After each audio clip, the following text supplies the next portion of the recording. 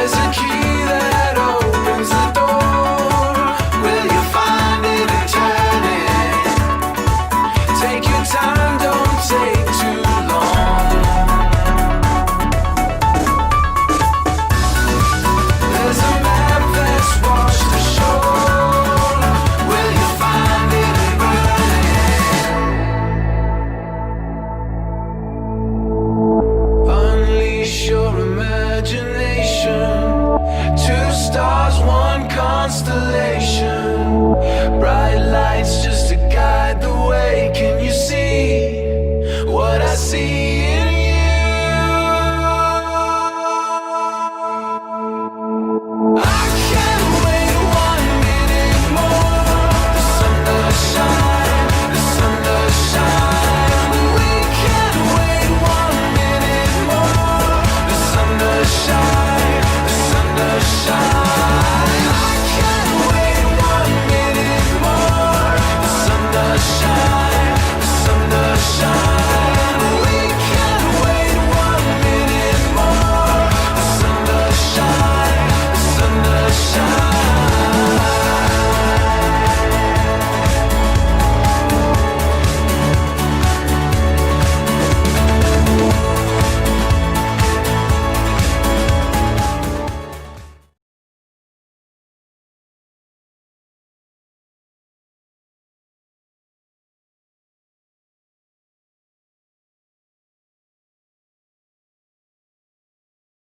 We begin tonight with the U.S. and Iran on the brink, and the president alerting Congress tonight the U.S. will respond with force if Iran retaliates for the drone strike that killed top Iranian commander Qasem Soleimani.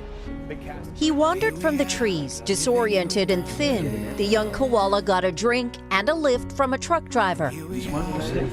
Now here at one of the few vet clinics treating wildlife in the fire zone, where animals face an unprecedented threat. Sadly, that leaves whole populations almost. Good afternoon from New York. We're coming on the air with breaking news, very sad news to tell the sports world. The LA Times is reporting that retired Los Angeles Lakers basketball star Kobe Bryant has been killed in a helicopter crash. Now to growing concerns about the deadly coronavirus officially hitting the U.S. Here's what in the deadly coronavirus outbreak. The U.S. Embassy in Beijing confirmed overnight that the first American has died from the virus at the epicenter in the Chinese city of Wuhan. That COVID-19 can be characterized as a pandemic.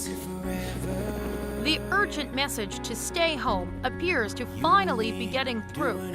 The spread of the coronavirus has passed a significant milestone in just the past few minutes.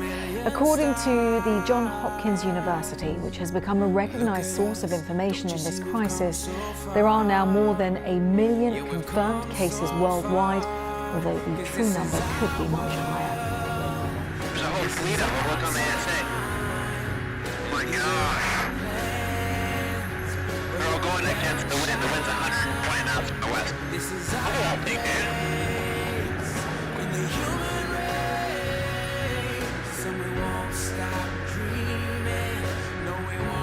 For days, the U.S. had been bracing itself for this grim milestone. There was, of course, that New York Times front page on Sunday filled with 1,000 names of those who had lost their lives to coronavirus. 1,000 names representing just 1% of the current death toll, with 100,000 people now having died from COVID-19. A massacre in the honeycombs. There were dead bees all over the front of the hive, all over the bottom board, and they all had all been chopped to bits. They were decapitated. Beekeeper now with breaking news in the killing of George Floyd, who died on Memorial Day. There you see him right there, his death.